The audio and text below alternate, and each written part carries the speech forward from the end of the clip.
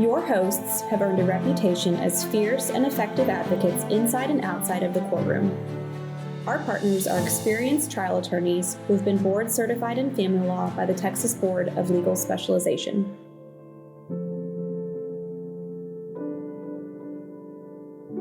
Thanks for tuning into the For Better, Worse, or Divorce podcast, where we provide you tips and insights on how to navigate divorce and child custody situations. I'm Brian Walters, and today I'm joined by one of our associate attorneys, Raya Jackson.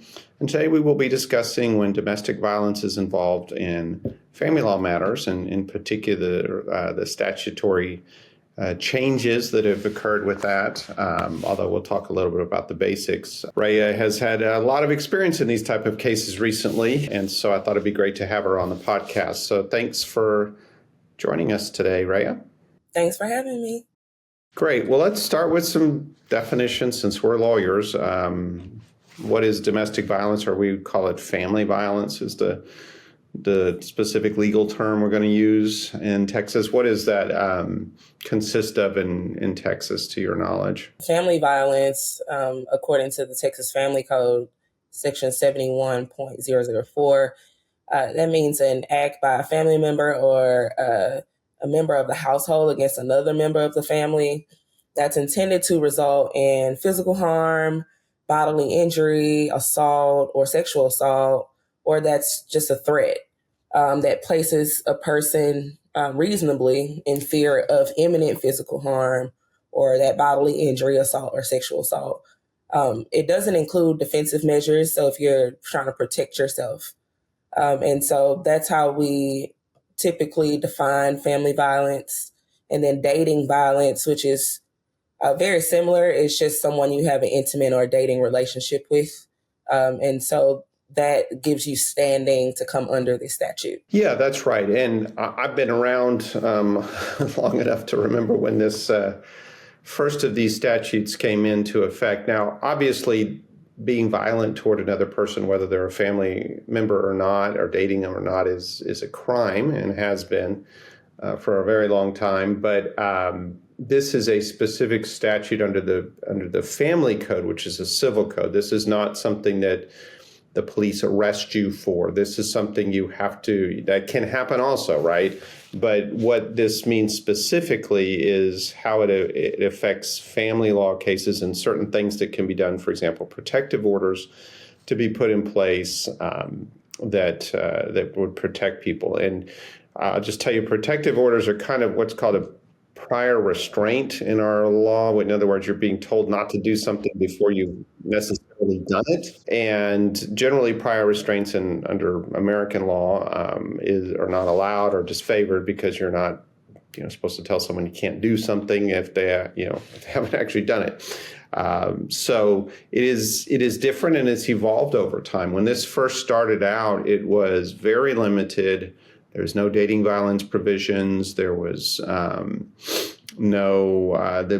definition of a family or a household. Those type of things were much narrower, and it's been expanded over time. It's always had the basic structure that we have now, but it has expanded over time and has changed some.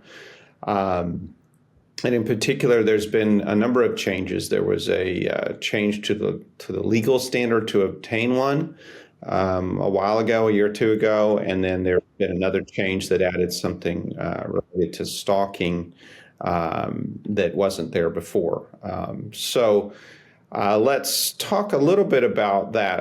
I think we'll get into some of these updates on June 1st in a second, but I'll say, to me, the biggest change was about 2 years ago now, was the change of the legal standard. It used to be that you had to show that family violence had occurred, number one, and was likely to occur again. And generally speaking, in those cases that went to court that were contested, the question was not really the first one, that there probably had been something that had occurred, but it was the second part about whether it was likely to occur again. And that was usually your best way to defend against one of those, or it was the hardest part of getting one, was because the person would come in and argue, who was the alleged, person who had done the family violence, well, we had an argument, I lost my temper, but it will never happen again. It didn't happen before. And that's no longer the case. You just have to show that family violence has occurred. There's no need to prove that it's likely to occur again. So it's gotten easier to get protective orders since then. But let's talk about this stalking statute, because stalking is not, as we typically understand the term, is not violence, right? I mean, it can be scary, terrifying. It can lead to violence, but it is not in and of itself. So that's a pretty big change. So tell us a little bit about when that law went into effect and how that has and kind of what are the provisions of that. So the most recent update to that was about 2021.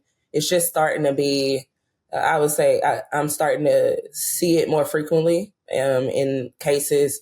There are stalking laws under the state of Texas under the penal code under 42072, which means that it's illegal when a person engages in a pattern of repeated behavior that's directed at a specific person that will cause a reasonable person to feel fear.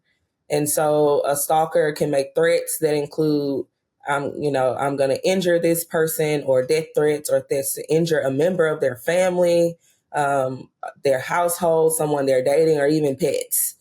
And so a case that I worked on was I had in the scenario, the husband and the wife had gotten divorced. The wife began to date someone else. The wife lived about 20 miles from the guy, and he started jogging in her neighborhood in front of her house and sending her different emojis, like photos or emojis of guns, and telling her she better watch her back, and she would, look out of her window, and he would be standing outside of her window and jogging past her window. And so under the Texas Penal Code, he was arrested for stalking because those threats were directed at her, and, a reasonable person would feel fear under those circumstances. Yeah, that's interesting. And, I think, again, under the old family law statute for domestic violence, it's not, not a direct threat, right? Like, well, I just sent you an emoji, or I just sent you, I like guns. I thought this was a cool gun, whatever they're going to say. And you probably wouldn't be able to get a protective order. But I mean, it's obviously weird behavior, right? It's obviously, that's kind of classic stalking behavior, right? It's, he didn't jog 20 miles over to there just randomly. I just happen to like to jog 20 miles one way and then jog some more and then jog 20 miles back, right? He was doing that on purpose. So now what about if somebody else's, if they're not directly, the person you're worried about isn't directly stalking you, it's a friend or a family member of theirs, or anonymous thing that you can't tell who's sending it, but you pretty much know who's behind it, but you can't prove that it was them, or it was somebody else that's doing it for them. Is that something that comes under that statute? It does. I would say it comes in handy to hire a lawyer that has experience in these areas, because under the stalking statute, the stalking can still be perpetrated by someone else that's acting as essentially an agent of the actual stalker. So there are people that will send a family member, hey, go sit outside this person's house, go follow them to this location. I've had that happen in cases where someone was trying to intimidate and scare someone. And so the guy sent his sister to follow the wife around. And so under this statute, both the person that is acting as the agent as well as the principal in that situation would be subject to this code. Yeah, that's interesting. And that is also a big change. Like you said, that was a good way to avoid the prior protective order statute would be to send a family member or a friend to do it. And then generally there wouldn't be any consequence for that family member or friend. So that is very, very odd behavior, worrisome behavior for sure. Is there any particular things that stalkers typically do that someone should be on the lookout for? I mean, obviously, you're allowed to, in our society, you're allowed to, if you're interested in somebody, you're allowed to say, ask them out or whatever, or, see if they want to meet up for coffee or whatever. That's not what we're talking about, is it? No. So following someone, to be literal here, following someone on social media, right? It's not necessarily stalking in it of itself, but if you are, just to bring us into this year, if you are creating fake pages, if you are sending verbal threats or threatening mail, or you're damaging their property, so you are spray painting their vehicles, or you are actively participating in surveilling that person is a victim of stalking because you are following that person. They're aware of the situation, but not all of the incidents of stalking. So, for example, someone could be followed for days, weeks, years, and they may not know every time that person is sitting outside, but at some point that person does become aware of it, and it usually takes different forms of the way that stalker's conduct is portrayed. Right. What if, I'm trying to think of another gray area one, what if somebody is their relationship's on and off, right? Like they were together, maybe they're married, maybe they just dated or whatever, and then they're not, and they get back together and then they're not. Is that any kind of defense for this kind of stalking behavior? Well, I thought she thought that was okay, or I thought she was, wanted me to do that or whatever. Is that a defense to this? Well, definitely not because once you have an intimate or a dating relationship, even if you terminate that intimate or dating relationship because you've had one, you're still subject to the statute. If you're still making repeated phone calls, if you're sending multiple text messages or even messages through social media, if you're sending even unwanted gifts to their residents, I've had cases where people drop off things on people's porches at night. If you use tracking software, which, by the way, is a federal crime. If you're using GPSs, Find My iPhone, or different things that they have, Life 360, without the person's consent, you're vandalizing their property. If you're following them or even their family members, you are subject to this statute. Yeah, I think the tracking software is an interesting one as well, because that statutes, they're both federal and state ones, like you said. They've somewhat lagged behind the technology, which is not unusual. And the defense is often, they let me sign up for, we agreed to put ourselves on Find My iPhone or whatever, or we agreed that there would be, we would have access to each other's phones and, know where the other person was. That's not an unusual situation. However, if your relationship is ended, you can assume that that's also ended their consent for you to know where they are or where their phone is. Another common one is your vehicles. They're typically these days, you know where your vehicle is. I have a little app on my phone. I can tell where my car is at all times, and actually two of our cars, and so. I can pretty much tell where my wife is because we share the car at different times, right? But if at some point we weren't husband and wife anymore, guess what? I'm not. It's not going to be a defense for me to say, well, 3 years ago she knew I had her access to her phone or her car or whatever, right? That's just not okay. So you got to take into consideration what's going on currently in the relationship. It sounds to me, right. I assume different people are going to react differently to the same type of situation, right? That where certain behaviors might really terrify a person, one person, and the same behaviors might just be annoying or stupid or almost, like pathetic to another person. Is that a defense for someone who's conducting the stalking to, hey, my last girlfriend thought.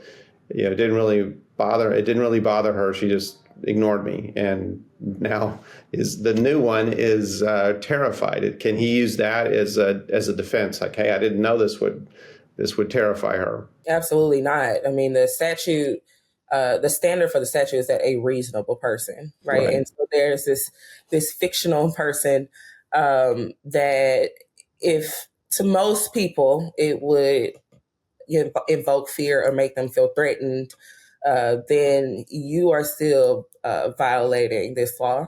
It doesn't matter that one specific person was just, irritated that you were following them. If you're still doing the things that the statute specifically prohibits, then you are still guilty of the stalking statute. Right. And the examples I've given have been kind of people that were generally offenders under this, but it also goes the other way with the reasonable person statute, right? Like if if you and a boyfriend or girlfriend or have kind of split up for a while or are having a bad week or whatever, and somebody sends flowers to the other person at work, that says, hey, I hope you feel good and we can work this all out. I assume that's not, someone can't go after them for under the stalking statute, correct? Right. So I'm sure, just like with protective orders, there's some people, sometimes they get granted, sometimes they're not. Sometimes people use them in litigation as an offensive weapon that might not be called for. But that's why you have a judge, right? And that's why you have a reasonableness standard. So what about protective orders against stalkers? Is that now available? Yeah, so now under Texas law, you can seek a protective order against a stalker, even if you don't have a current or a formal dating relationship with them. You can still seek a protective order. There are different types of protective orders that you can seek for outside of stalking. And so you have what we call MOEPs, which is a magistrate's order of emergency protection. It's a criminal order. So once someone is arrested for one of these crimes, the judge will put an emergency protective order that orders them to stay a certain amount of feet away from you, and things like that, and specifically prohibits them from this specific conduct. Recently, I was dealing with a case. It was an enforcement of a protective order where it was a stalking statute. She continued to really harass this person's family members and stalk this person's location. There was proof that she had done so. And so as we were in court, that person was arrested on the spot for violating the protective order. And that is a crime even in civil court.